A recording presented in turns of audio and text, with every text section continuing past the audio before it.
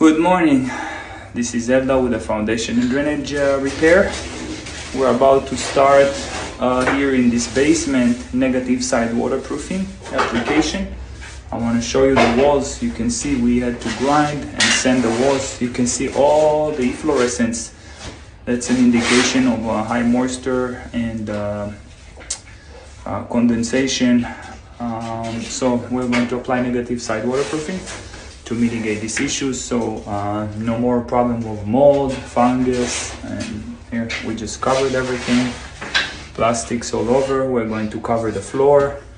Good luck to us. Okay, this is the end result here in Santa Clarita.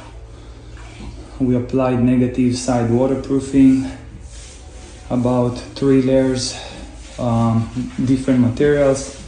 We sealed all the holes, we sealed all the cracks.